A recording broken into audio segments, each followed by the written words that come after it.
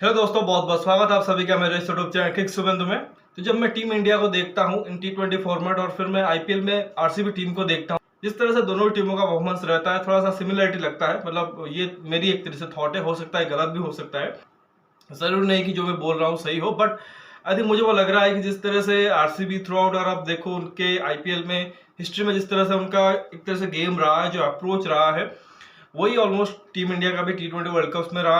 हालांकि team India ने T20 world cup एक बार जीता हुआ है, बट उसके बाद देखो रेगुलरली हाल वही रहा है कि बहुत ज्यादा डिपेंडेंसी रहती है टॉप ऑर्डर, और स्पेशली वहां पे देखो विराट ने परफॉर्मेंस दिया है ओवर द ईयर। सर आप देखो, चाहे 2012 देख लो, 2014 देख लो, 2016 देख लो, इवन 2022 में भी अगर आप देख लो, बाकी कोई खिलाड़ी उस हिसाब से परफॉर्मेंस नहीं दे पाता है। वैसे अगर आप आरसीबी को भी देखोगे ओवर द ईयर्स, उनके साथ भी वही रहा है। विराट कोहली उनके प्राइमरी बैट्समैन रहे हैं जो कि सालों से खेलते आए। अगर आप इंडियन बैट्समैन देखो, इकलौते ऐसे बैट्समैन है जिन पे आरसीबी ने इन्वेस्ट किया है और उन्होंने लगातार उस टीम के लिए अच्छा किया है। लेकिन वहीं पे आप जब किसी दूसरे बैटर के बारे में सोचोगे, किसी दूसरे इंडियन बैटर के बारे में, तो ना तो किसी पे उन्होंने इस तरह से इन्वेस्ट किया है और ना ही किसी ने उस हिसाब से परफॉर्मेंस दी है। और फॉरेनर भी देखो तो पहले क्रिस गेल, एबी डिविलियर्स हुआ करते थे, अब फाफ डु प्लेसिस और ग्लेन मैक्सवेल है। बट क्योंकि अब आईपीएल 2024 में उनकी उस हिसाब से परफॉर्मेंस नहीं आ रही है, तो आरसीबी लगातार स्ट्रगल कर रही है। क्यों मैं आरसीबी की बात कर रहा हूं, क्योंकि बीते रात अगर आप देखो उनका मैच था लखनऊ के साथ, चिन्ना स्वामी में ही अपने होम ग्राउंड पे खेल रहे थे, बट लगातार आप देखो अपने होम ग्राउंड पे वो मैचेस हार रहे हैं। इकलौता मैच अगर आप देखो उन्होंने पंजाब के अगेंस्ट जीता था, लेकिन 3 मैच हार चुके हैं। जैसा कि आपको पता होगा कि चेपॉक में हारे थे चेन्नई के खिलाफ पहले मैच में, लेकिन लगातार उसके बाद 3 मैच अपने होम ग्राउंड पे खेले हैं। पंजाब को तो उन्होंने हरा दिया, लेकिन लगातार 2 मैच आप देखो केकेआर के अगेंस्ट और फिर लखनऊ के अगेंस्ट एक तरह से कल हारे हैं, और बहुत ही बुरी हार हारे हैं, क्योंकि सिर्फ 182 रन का टोटल था जो उनको चेज करना था, जो कि आरसीबी के ग्राउंड पे इजीली रन चेज होता है। आई थिंक केकेआर ने करके दिखाया था इन्हीं के अगेंस्ट, लेकिन वहां पे देखो वो 153 रन पे ऑल आउट हो गए, पूरे 20 ओवर भी बैटिंग नहीं किया है, और अभी भी देखो 28 रन और बाकी थे, तो बुरी तरीके से मैच हारे हैं। अगर आप आरसीबी के फैन नहीं हो तब भी आई थिंक उनकी फ्रस्ट्रेशन लेवल आप एक तरह से महसूस कर सकते हो कि जिस तरह से ओवर द ईयर्स वो लगातार मिस्टेक करते रहे हैं, और वही रीजन रहा है कि कभी एक तरीके से वो सफलता उनको मिली नहीं है। पहले आई थिंक इनके पास जो बैटिंग की ताकत थी उसके चलते वो फाइनल्स भी खेले हैं, प्ले ऑफ में भी क्वालिफाई कर रहे हैं, बट अब तो हालत ऐसी हो गई है कि बैटिंग भी एक तरह से चल नहीं रही है। जो केजीएफ है उनका अगर आप देखें, कोहली, ग्लेन, फिर फैफ, आई थिंक उसमें से सिर्फ के ही चल रहा है। Virat Kohli orange cap holder है, अभी 4 मैच में 200 से ज्यादा रन बना चुके हैं। आई थिंक 2 मैच में अच्छी बैटिंग की है उनके स्टैंडर्ड के हिसाब से, बट बाकी जो दोनों रहे हैं ग्लेन मैक्सवेल और फैफ डु प्लेसिस, वो फेल रहे हैं। और जो इन्होंने एक तरीके से ब्लंडर किया था, कैमरन ग्रीन को 17 करोड़ में ट्रेड किया था मुंबई से, आई थिंक वो बैकफायर कर रहा है अभी तक। और फैंस तो ये सोच रहे हैं कि इन्होंने जिस तरह से फिन एलन को वेस्ट कर दिया था अपने डगआउट में बैठा के, उसी तरीके से विल जैक्स, एक और सुपरस्टार बैट्समैन T20 फॉर्मेट का, उसे भी उसी तरह से एक तरह से वेस्ट कर रहे हैं। और जहां तक इंडियन टैलेंट्स की बात करें, अभी पिछले मैच में विजय कुमार बैशाख ने अच्छी गेंदबाजी की थी, उनको ड्रॉप कर दिया इस मैच में। आकाशदीप का नाम लगातार एक तरह से फैंस या वो एक्सपर्ट्स वो ले रहे हैं कि उनको खिलाए, बट उनका एक तरीके से दूर दूर तक कोई नाम नहीं दिख रहा है आरसीबी के प्लेइंग 11 में। फिर अगर आप देखो कि कुछ डोमेस्टिक के नाम जो कि एक तरीके से अच्छे कर सकते हैं, जैसे कि महिपाल लोमरोर है या सुयश प्रभुदेसाई है, जिनका नाम हमने पिछले सीजनों में देखा है, तो उनको सही तरीके से यूज भी नहीं कर रहे हैं। तो आई थिंक आरसीबी क्लियरली अभी, मतलब जिस तरह से मुंबई इंडियंस खेल रही है, पता नहीं है कि क्या कर रहे हैं अपने टीम के साथ, उसी तरीके से आरसीबी का भी लग रहा है, और वही रीजन है कि अभी बॉटम 2 पे 9th और 10th प्लेस टीम है। और जहां तक लखनऊ की बात करें, आई थिंक लखनऊ ने तो एक तरह से कहेंगे कि एक जीनियस फाइंड कर लिया है मयंक यादव के रूप में, और रॉ पेस के साथ एक तरह से रैटल कर रहे हैं सामने वाले बैटिंग लाइनअप को। और लोग अभी से ही उनके बारे में चर्चा कर रहे हैं कि इनको वर्ल्ड कप खिला दो जो जस्ट आफ्टर द आईपीएल है।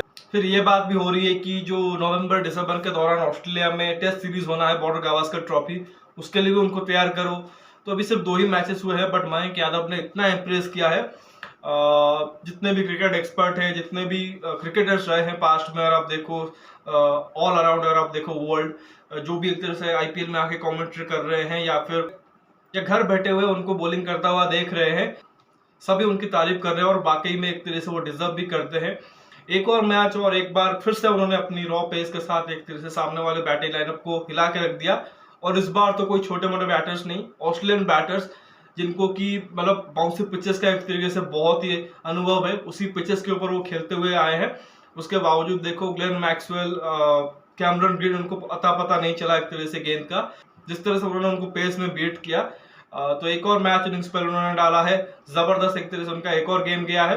और साथ ही देखो एलएसजी ने भी ओवरऑल देखो तो बहुत ही बढ़िया तरीके से आउट क्लास कर दिया आरसीबी को विद द बैटर। आप देखो अभी इंडियन बैटर्स जो कि वो चल नहीं रहे हैं, चाहे केएल राहुल हो या देवदत्त पडिक्कल हो, आयुष बडोनी हो, दीपक हुड्डा को भी बेंच पे रखा हुआ है, बट जो उनके फॉरेन बैटर्स है, चाहे क्विंटन डिकॉक हो या निकोलस पूरन, और फिर से एक बार उन्होंने बहुत अच्छी बैटिंग की है, जिसके चलते एलएसजी ने एक अच्छा टोटल 181 का खड़ा किया।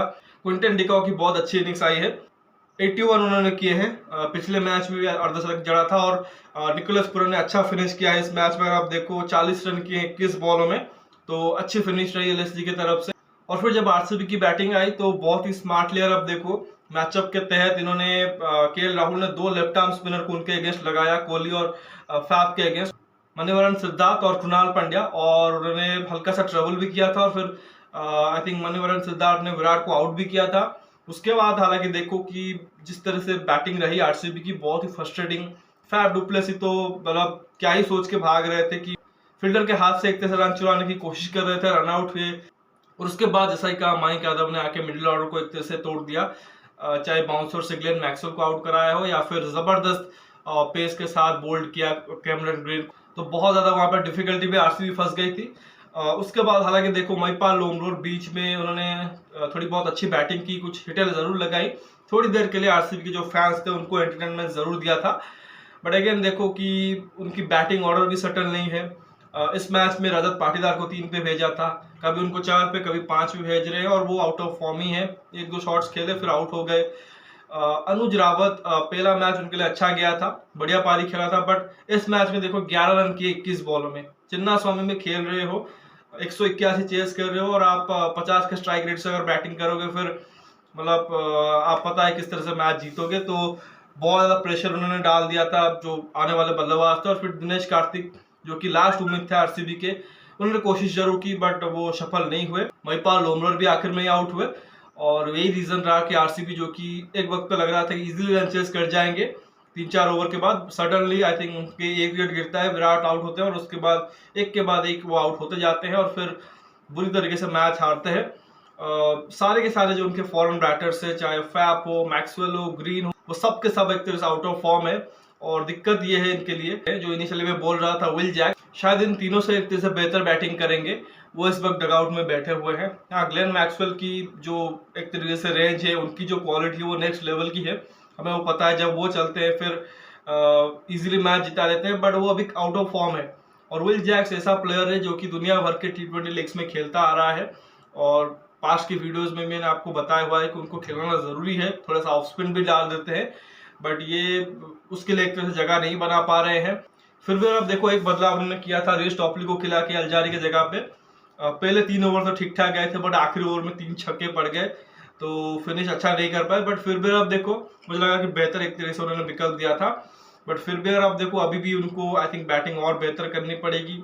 महिपाल लोमरोर को मेरे ख्याल से और ऊपर आना पड़ेगा, मे भी उनको नंबर 5 पे बैटिंग करानी पड़ेगी या नंबर 6 पे। अगर आपके पास दिनेश कार्तिक है तो उनसे विकेट कीपिंग करा लो, अनुज रावत को मत खिलाओ, क्योंकि सुरेश प्रभुदेसाई भी बाहर बैठा हुआ है, तो उनको आप यूज कर सकते हो इम्पैक्ट सब के रूप पे। बाकी इंडियन डोमेस्टिक गेंदबाजों को आप यूज कर सकते हो, but most importantly Will Jacks को लेके आओ, देखो तो सही वो कर क्या रहा है। क्योंकि ऐसे ही आपने फिल अगल को बाहर बैठा के रखा, 2-3 सीजन रखा, बट उनको फिर बाद में रिलीज कर दिया है। तो एक अच्छा खासा प्लेयर है, उसको ट्राई तो करो, वो क्या करता है देख लो एक बार। फिल शॉल्डर अब देखो इंग्लैंड का ही ओपनर है, अब देखो केकेआर में किस तरह से वो बैटिंग कर रहे हैं।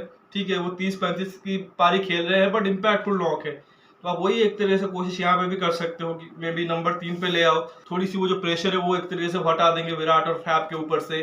कैमरन ग्रीन को आप खिला तो रहे हो, ठीक है, मैं उनकी एबिलिटी के ऊपर शक नहीं कर रहा हूँ। आई थिंक लास्ट ईयर उन्होंने मुंबई में बहुत अच्छा किया था विद द बैट। बॉलिंग फिर भी आप देखो अभी उनकी T20 उतनी टॉप क्वालिटी की नहीं है, वो ज़्यादातर टेस्ट फॉर्मेट या ओडीआई में एक तरह से सक्सीड करेंगे। बट मुझे लगता है कि बैटिंग वाइज फिर भी मानूंगा विल जैक्स उनसे बेटर ऑप्शन है, क्योंकि जैसा आप पिछले वीडियो में भी कहा था कि ऑल इंडियन पेस अटैक के साथ चले जाओ और विल जैक्स को आई थिंक टॉप ऑर्डर में ही खिला दो। आई थिंक एक मैच में हमने देखा था दिल्ली ने वो चीज़ किया था, सारे के सारे जो ओवरसीज बैटर थे उनको खिला दिया था। तो देखना पड़ेगा आरसीबी आगे क्या करती है। बाकी एलएसजी की तरफ देखें तो अच्छे आई थिंक मोमेंटम उनको मिल गया है, और स्पेशली अगर आप देखो जो इंक्लूजन हुआ है नए खिलाड़ियों का, मयंक यादव हो गए, मणिवरन सिद्धार्थ हो गए, वो अच्छा कर रहे हैं। और अगेन देखो जस्ट लाइक राजस्थान की इनके टॉप बैटर्स नहीं रन कर रहे हैं, केएल राहुल हो गए या देवदत्त पडिक्कल हो गए, फिर भी अगर आप देखो ये अच्छा कर रहे हैं। तो अभी इनको फॉर्म में लौटने दो और भी अच्छा करेंगे। But Mayank Yadav a player to watch out for. और बिल्कुल आई थिंक कहीं ना कहीं बीसीसीआई सिलेक्टर्स उनके ऊपर नजर रखेंगे, क्योंकि कोई बुरा आइडिया नहीं होगा। मतलब हो सकता है कि अभी बहुत जल्दी हो जाएगा जज करना कि सिर्फ 2 ही मैचेस हुए हैं, एक सीजन भी नहीं खेला है, सडनली आप उसको वर्ल्ड कप की टीम में डाल दोगे, वो भी इंडियन टीम के। बोल्ड कॉल हो सकता है। बट देखो फ्रेश आईपीएल से जाएंगे, सारे के सारे आपके जो खिलाड़ी हैं वो उस वक्त आईपीएल में ही है, तो इंजरी कंसर्न जरूर हो सकते हैं। हो सकता है गेंदबाजों को कुछ एक तरीके से टायर्डनेस भी रहे। तो ऐसे में अगर कोई आपको अच्छे फॉर्म में, अच्छे रिदम में लगातार 150 पे ऑपरेट करने वाला गेंदबाज मिल जाए, एक मैच विनर मिल जाए, तो व्हाई नॉट, बिल्कुल आप ले सकते हो। एक एक्स फैक्टर ऐड करेंगे आपके बॉलिंग लाइनअप में। आपके पास ऑलरेडी बुमराह है, शमी या सिराज में से किसी एक को आप जरूर लोगे न्यू बॉल के साथ बॉलिंग करने के लिए। तो डेफिनेटली एक मिडिल ओवर के लिए भी मयंक यादव को अगर कंसिडर करते हो तो बुरा ऑप्शन नहीं होगा। 2021 में वरुण चक्रवर्ती को भी आपने लिया था, वो उतना एक तरह से कारगर सिद्ध नहीं हुआ था। बट ये केस जो कि वो डिफरेंट है। और आप ये भी देखो जिस तरह से फॉर्मेट है वर्ल्ड कप का, उसमें देखो कि पहले जो इंडिया के मैचेस होंगे उसमें देखो कनाडा, यूएसए, आयरलैंड इनसे ही खेलना है। एक टफ मैच रहेगा पाकिस्तान के अगेंस्ट, तो वहां पे अच्छा खासा मौका इनको मिलेगा एक तरीके से वार्म अप होने के लिए मयंक यादव को। और फिर जब नेक्स्ट राउंड में जाएंगे तो हो सकता है वो एक तरीके से प्रॉपर रेडी हो। तो मुझे नहीं लगता कि कोई खराब आइडिया होगा। अच्छा फैसला होगा कि नहीं, मतलब कि वो रिजल्ट प्रोड्यूस करेंगे कि नहीं, वो तो पता नहीं है। बट ये एक तरीके से वो बोल्ड कॉल है, वो गैम्बल है जो कि टीम इंडिया ले सकता है। तो देखना पड़ेगा, अभी तो उसमें टाइम है। बट आगे इसी तरह से वो अच्छा करते जाए। बाकी जो भी एक तरह से मैच का हाल है मैंने आपको बता दिया है। लखनऊ ने बड़ी इजीली मैच जीत लिया है और अभी टॉप 5 में बने हुए हैं, और आरसीबी बुरी तरीके से एक और मैच हार के अभी बॉटम 2 पे है। तो लेट्स सी कि आगे किस तरह से वो मूव फॉरवर्ड करते हैं। तो फिलहाल इस वीडियो में बस इतना ही। उम्मीद करूंगा कि वीडियो जरूर आपको पसंद आएगा। वीडियो को लाइक करिए, साथ ही चैनल को सब्सक्राइब और शेयर कर दीजिए। कमेंट सेक्शन में अपना राय जरूर रखिए। और क्या आपको लगता है कि क्या मयंक यादव को वर्ल्ड कप में लेना चाहिए? क्या बहुत जल्दी एक तरह से कॉल हो जाएगा या फिर सही कॉल होगा? उसके बारे में जरूर अपना राय दीजिए। साथ ही ये बताइए क्या विल जैक्स का जो मैंने ऑप्शन दिया आरसीबी के लिए, क्या वो सही होगा? क्या उनको प्लेइंग 11 में ऐड करना चाहिए? उसके बारे में बताइए। बाकी नोटिफिकेशन की घंटी दबा दीजिए ताकि हर एक वीडियो की अपडेट आपको टाइम पे मिलती रहे। अगले वीडियो में मिलते हैं, तब तक धन्यवाद। जय हिंद।